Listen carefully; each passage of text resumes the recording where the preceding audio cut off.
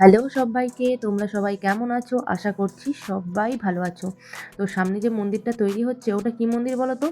আমার বাবার বাড়ির ওই দিক থেকে যারা দেখছো তারা তো জানবেই। আর বাকিদের বলে দিই ওটা রাধাকৃষ্ণের মন্দির তৈরি হচ্ছে। তো দেখো দেখতে দেখতে আমরা চলে এসেছি। এটা হচ্ছে আমার বাবার বাড়ির ওই দিকে দুবান্দি বাজার। আর চারপাশে তো খেয়া ভেঙে গেছে, তার জন্য নৌকায় পারাপার হচ্ছে।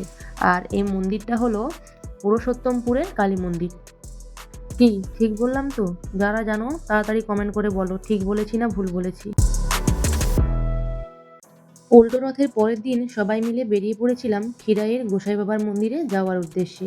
খুব দেরি হয়ে যাওয়ার কারণে বাড়ি থেকে ভিডিওটা স্টার্ট করতে পারিনি। তো কিছুটা রাস্তা আসার পর ভিডিওটা স্টার্ট করছি। এবার আমরা পুরুষোত্তমপুরের মেন রাস্তার উপর উঠে পড়েছি। আমাদের গাড়িতে আমি আর আমার বর দুজন মিলেই যাচ্ছিলাম, আর বাকিরা সবাই ভাইয়ের গাড়িতে ছিল। তো দেখো কথা বলতে বলতে আমরা পাঁশকুড়া স্টেশনের কাছে চলে এসেছি। এবার আমরা রেল ক্রসিংটা পার করে 116 নম্বর হাইওয়ে দিয়ে কিছুটা এগিয়ে যাব। জাতীয় সড়ক 116 হলো পশ্চিমবঙ্গের পূর্ব মেদিনীপুর জেলার একটি জাতীয় সড়ক। এই সড়কটি কোলাঘাটকে হলদিয়ার সঙ্গে যুক্ত করেছে। এই রাস্তা দিয়ে সামনের দিকে এগিয়ে গেলে উড়িষ্যা, কেওনঝড় আরও বিভিন্ন জায়গা যাওয়া যায়। আমরা এই রাস্তা ধরে কিছুটা এগিয়ে যাব, তারপর আবার ভেতর রাস্তা ধরবো। তো চলো যাওয়া যাক।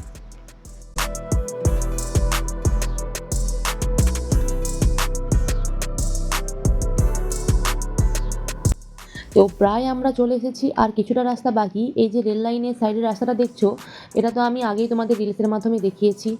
আমার তো এই জায়গাটা খুব ভালো লেগেছে। আর আমার ছেলে যা ট্রেন লাভার, আমি তো আমার বরকে বলছিলাম যে এখানে যদি আমার বাড়ি হতো, ছেলে সারাদিন বসে বসে ট্রেন দেখতো।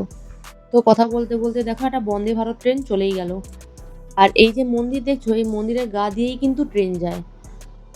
তো তোমরা সবাই গোসাই বাবার মন্দির দর্শন করে নাও আর প্রণাম করে নাও। বাবা কিন্তু খুবই জাগ্রত।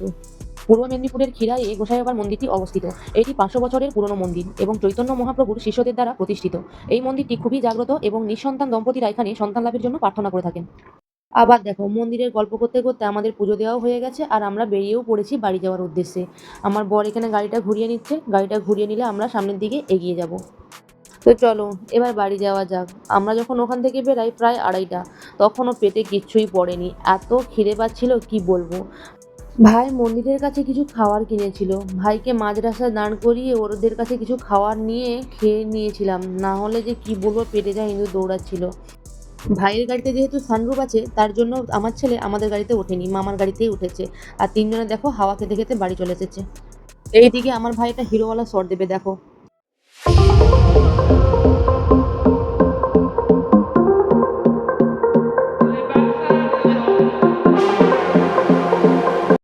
ভাইয়ের শট দেওয়া কমপ্লিট। এবারও চারপাশে ভাইয়ের বন্ধুরা ছিল, তাদের সাথে একটু কথা বলছিল। এবার আমরা নদী পার করে বাড়ি যাব। আমার ছেলে আর আমার দিদির ছেলে দুজনে শুধু সাহসটা দেখো, আমাদের সঙ্গে না নিয়েই একা একা কেমন নৌকো পেরিয়ে বাড়ি চলে যাচ্ছে। এবার আমরাও নৌকাতে উঠে পড়ব। নৌকা পারাপার করতে আমার যে কি ভালো লাগে কি বলবো। ছোটবেলা থেকেই এই নদী পাড়েই তো মানুষ, কত স্মৃতি জড়িয়ে আছে এই পরিবেশে। আর এইদিকে দেখো পুচুকে বলছি, পুচু একটু আমার দিকে তাকা তাকা, সে তো কিছুতেই তাকাচ্ছে না। আমাদের নৌকা তো ছেড়ে দিয়েছে। নৌকাটা দেখো এখন নদীর ঠিক মাঝামাঝি অবস্থায় রয়েছে। তো যাই হোক, আজকের ভিডিওটা তোমাদের কেমন লাগলো অবশ্যই জানিও। তো আজকের মতো টাটা, বাই।